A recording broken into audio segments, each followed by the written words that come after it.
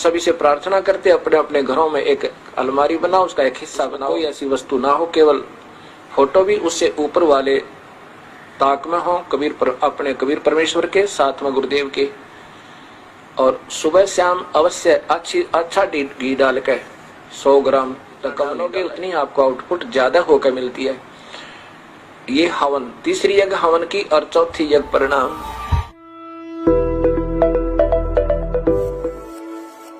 नहीं कहा जा सकता कि नित्य पाठ मत करो, ये गलत है। ये कहना कि ये गलत, ये व्यर्थ है।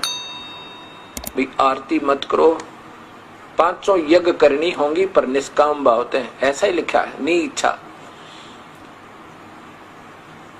एक यज्ञ है धर्म की, धार्मिक भंडारे अनुष्ठान, ये अवश्य गुरु आज्ञा से करवाने होंगे। और सुबह शाम जोत लगावे, ज्योति हवन का काम करेगी। और शाम की आरती, सुबह के नित्यक्रम अवश्य करने होंगे। इससे हमारे हृदय में ज्ञान यज्ञ बनी रहेगी, ज्ञान यज्ञ होती है।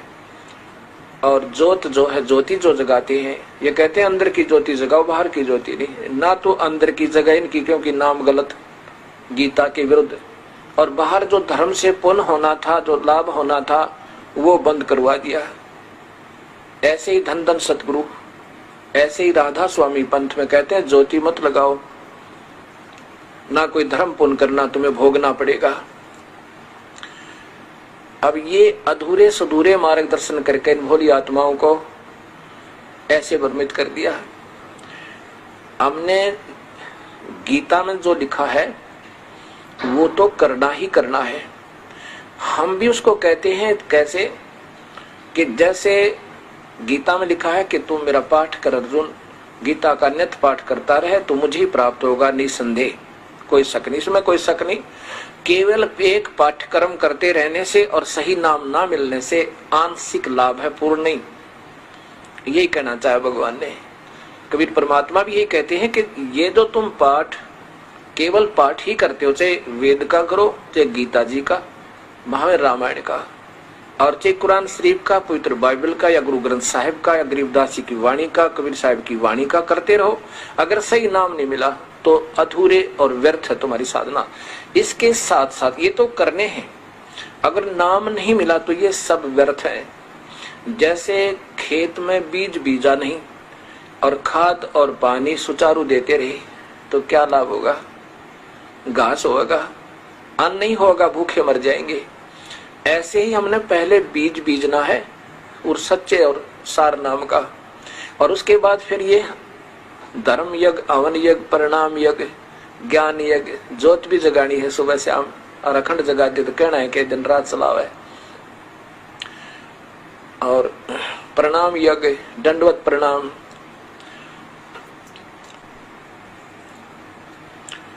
मूर्ति अवश्य रखनी अपने घर पे, मूर्ति की पूजा नहीं सत्कार करना है। अब कोई तो मूर्ति पर अटक गया, उसी का भोग लगा, उसी की आरती तारे है, उसी का अगर प्रार्थना करता रहे, बस बन की बात, उसी का माला डालने जा, उसी का अगर धूप पर जोत जगा दी, ये व्यर्थ है। मूर्ति हो अपने इष्ट और गुरु की अवश्य हो। और दंडवत प्रणाम करे उनको, सीने से लगा अपने गुरुदेव की मूर्ति को, अपने इष्ट की मूर्ति को। इससे हमारे अंदर विनम्रता और उनके प्रति श्रद्धा बनी रहती है। ऐसा ना करने से भी हम अधूरे रह जाएंगे। केवल मूर्ति ही पूजता रहे, ये कबीर साहब ने खंडन किया। नादानो, तुम केवल मूर्ति पर ही आश्रित हो गए, मंत्र से ही जाप कर नहीं रहे, इसलिए मूर्ति पूजा का खंडन किया। लेकिन मूर्ति का होना अति आवश्यक है, उसे देखते हृदय में गदगद हो जाता है। जैसे हम किसी ऋषि महर्षि की मूर्ति देखें, आत्मा में भक्ति की प्रेरणा जागृत होती है। ऐसे ये मूर्तियां सेंटिमेंटल का काम करती हैं, होनी चाहिए हर घर में।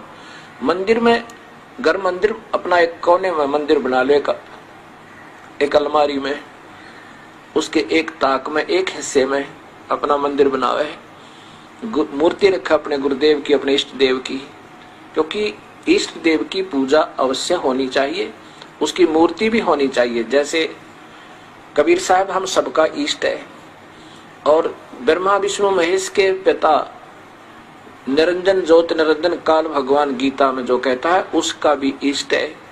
18वें अध्याय का 64वां श्लोक निष्पक्ष भाव से फिर दोबारा सॉल्यूशन करके देखो उसको। तो हम सबका इष्ट देव तो कबीर परमेश्वर है, उसी की मूर्ति, और साथ में वो गुरुदेव जो सच्चा नाम देता उनकी मूर्ति अवश्य घर में हो, और फिर ज्योत लगावे। धूप जरूरी नहीं है, धूप तो केवल धुआं धुआं करती है। हवन का काम घी न करना, और हवन अवश्य करना, ये भी यज्ञ। 5 यज्ञ करते हैं हम।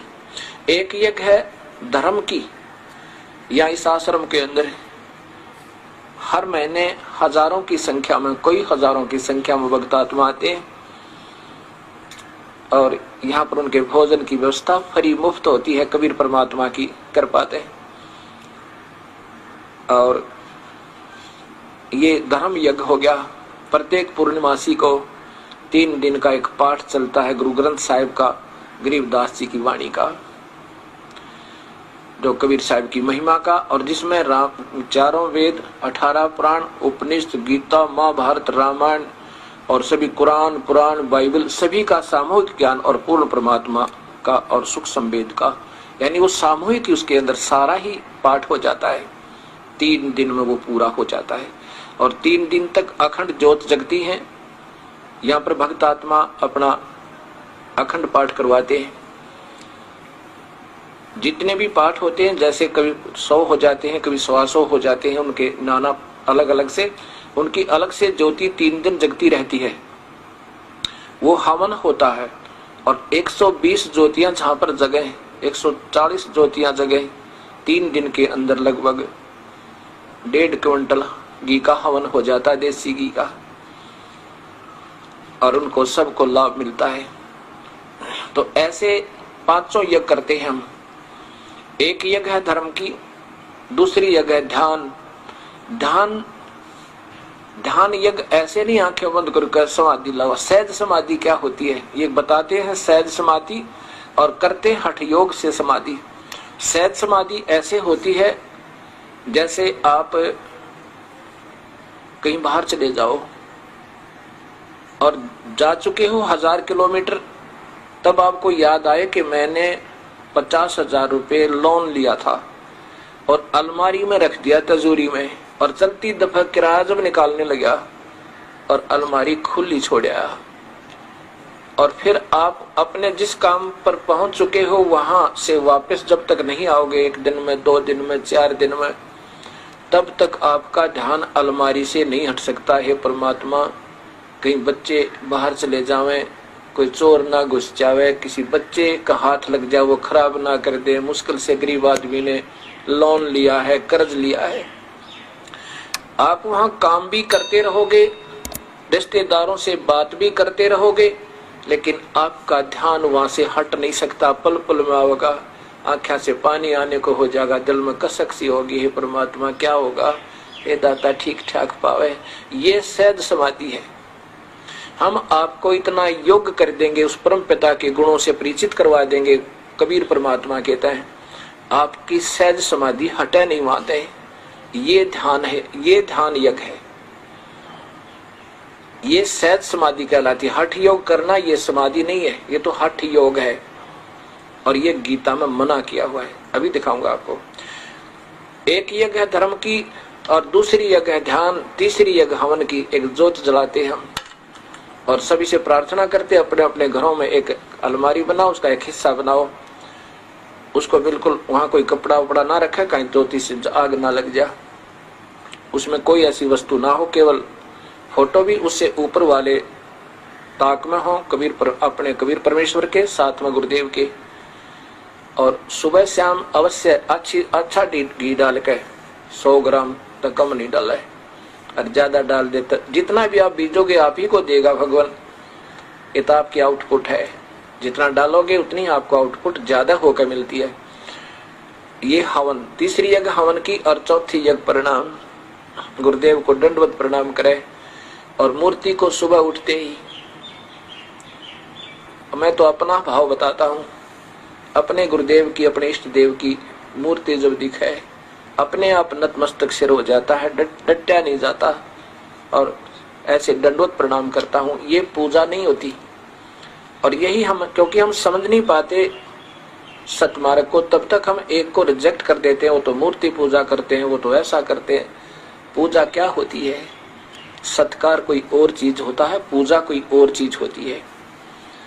पूजा जैसे पतिव्रता अपने पति की पूजा करती है, आदर सत्कार सबका करती है, और पतिव्रता पत्नी का पति विदेश चला जा तो फोटो से वो कितना प्यार करती है, उसकी आस्था रह रहकर उमंग बढ़ती रहती है, उसके गुणों की याद आती रहती है।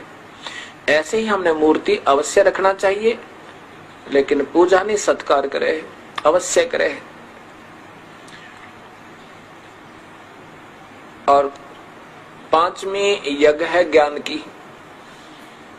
ज्ञान क्या होता है? सुबह हम पौन घंटा लगता है लगभग, सुबह के नित्यनेम गरीबदास जी कबीर साहब की वाणी के आधार पर करते हैं। ये तो देखो प्रमाणित शास्त्र है, चाहे गीता का पाठ कर लो और वहां में गुरु ग्रंथ साहिब का पाठ कर लो, और चाहे कुरान का करो, बाइबल का करो। और ये ज्ञान यज्ञ कहलाती है, जिसका गीता जी में कहा कि तू मेरा पाठ करता रहेगा, गीता जी का पाठ करता रहेगा अर्जुन, तो तू मुझे ही मिलेगा। क्योंकि काल के जाल में रहेगा केवल पाठ करेगा तो, और सही नाम मिल के साथ भी करेगा, सही संत से नाम लेकर ओम नाम का भी अगर जाप करना है तो पूरे संत लेकर, इन और नामों का नहीं। कबीर साहब कहते हैं कोटि नाम संसार में उन तो मुक्ति ना हो, वो तो करोड़ नाम है, उन तो मुक्ति नहीं होगी। और सार शब्द मुक्ति का दाता जाकू जानना कोई। अब ये ऐसा विवरण होता है इसका। अब